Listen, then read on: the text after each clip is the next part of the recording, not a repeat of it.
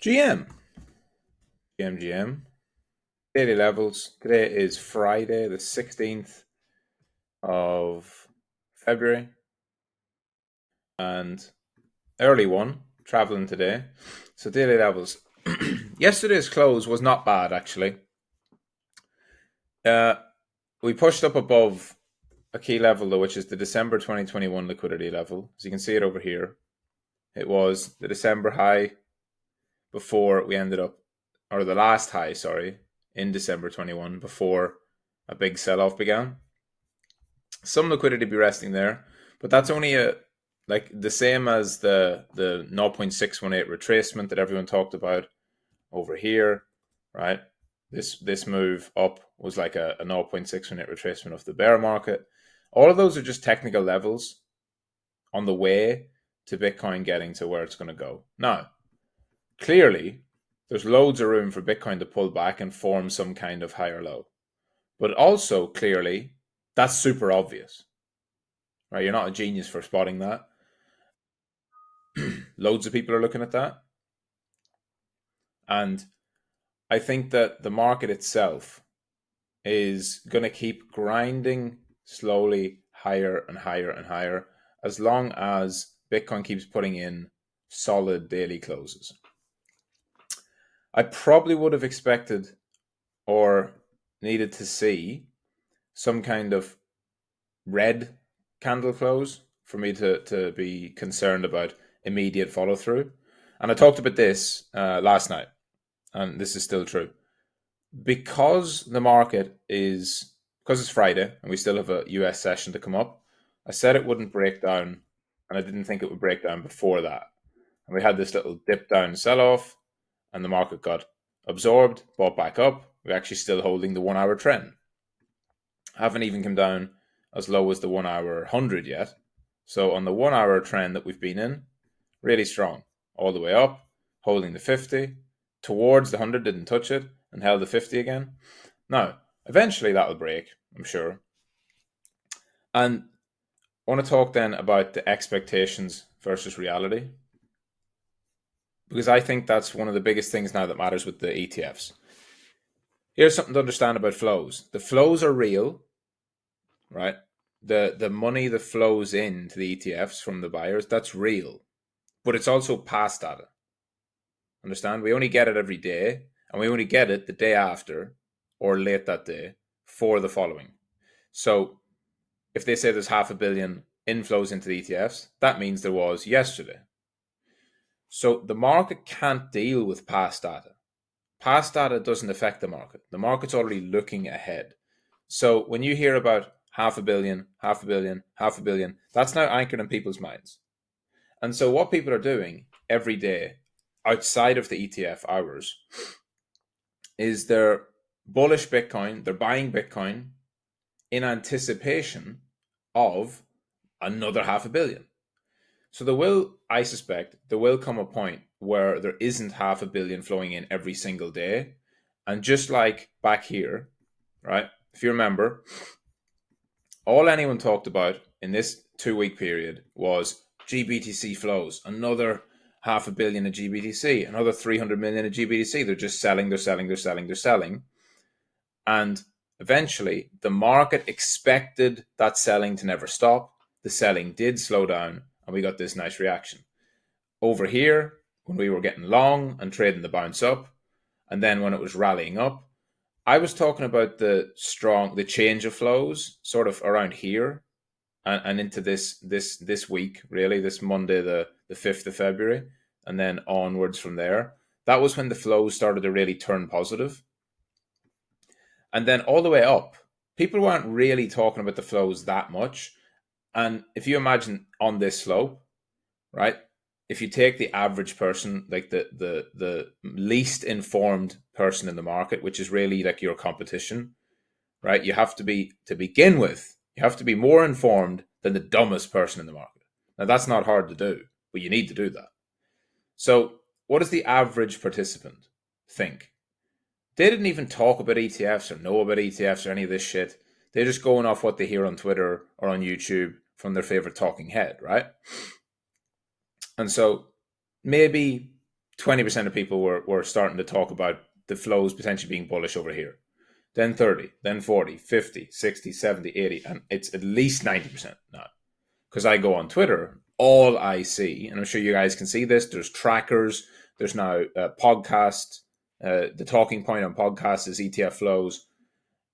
It's 100% accepted, and it's 100% the narrative now that the ETF flows are mega bullish. So that then opens us up to be in the exact opposite position to what we were down here. Some kind of pullback will come, not because the flows are bearish, but because people, after it's went up 35%, people will keep just every day buying, buying, buying, thinking that there's this free 500 million of demand coming in. But that's not how supply and demand works. You only know what the flows were yesterday. And let's say the market expects another 500 million today. And so they keep buying. And then today's ETFs, there's 250 million. Not as much, right? There's 50%, half as many inflows as they expect. They expect 500 million, we get 250 million. Again, both amazing days. However, the expectation and the reality won't match and we'll sell off, right? The supply demand will mismatch. And then when you zoom out, look at this trend. This just reminds me of October all over again. Breaking up into a super strong 4-hour trend. Up, 4-hour trend. Up, 4-hour trend. Up, up, up. And we went up, up, up all the way. And then we hugged the 50. And then we touched the 100. And then we went all the way up. And we even held the 200. And the 200 again into the end of the run. And that 4-hour trend went from October until January. This is such a nice position to be in because we are currently from the 7th of February to the 16th. We're a week in. We're a week in and we're still in the super strong up only 4-hour green bands EMA phase. We haven't even touched the 50 yet, or the 100, or the 200. Now, in a proper strong trend, like you've seen, a real sustainable trend will go sideways and very, very slowly reach that 50. If it dumps down into it, that's more of a weak sign of weakness, like here. If it dumps down into it, it's more likely to go all the way through. So you don't want to see it come to the 50 too soon. It can. We can have sharp, fast shakeouts, but I would prefer that we consolidate sideways. So it's much better. If you are going to get some kind of pullback, it's much better for price to chop sideways. Oh, sorry, I thought it would. Fresh chart. Fucking hell. No fresh charts here. So it's much more bullish if price kind of chops sideways and then dips into that band, right? For the first time, goes sideways, sideways, sideways, quick flush into the bands and then up, rather than it just going like this. That is more of a sign of actual weakness. Now, it's not too bad the first time, right? Because the 50 is usually the best one. And that can just be an aggressive shakeout and we reverse and go straight up again. That can be the case. But generally, you want to see price acceptance, right? If Bitcoin's going to all-time highs, then it should have no problem spending a week or two in the 50 area, right? That would be showing that, yes, Bitcoin is going to trade up here. And then when you get some dips, it'll come back and it'll trade up there. And then it'll push again. And then it'll overextend. And it'll push again. And it'll overextend. Right? It'll do these kind of sweeps. Because that's how people... Like, the only way for this to keep going higher is for it to look bearish at a certain point. A little bit like the bears were getting trapped over here, where it's up, and then it's sweeping, and people are telling you 30K next, and then it sweeps, and you flush back below, and there's daily closes back below, like, oh no, daily close below. There's going to be a load of these bearish confirmations in air quotes, and they're the things we need. That's the kind of disbelief we're going to need for this rally. So that's where I'm at currently. I would say I don't expect any kind of sell-off before the New York session. That's why yesterday's dip down got bought up. Now it depends on the expectation versus the flows. I really don't think. I think it's really going to be really, really hard for the flows to match the expectation. So I don't expect much of a continuation. I actually think the most likely path from here is chop. I'd say we can probably take out the highs today. So we probably put a bit of a lower wick, take out the highs, and then the weekend goes nowhere. And I think actually at that point, when you've got Friday with no clean breakout, you got Saturday, Sunday going sideways, and alts maybe run. At that point, to be honest, it becomes quite likely that we get a sell-off, because I think then people will continue to expect strong positive ETF flows, and I just think that the market expectation versus reality is not going to match. That's where we might see our first, little shakeout. But we'll deal with that when it comes.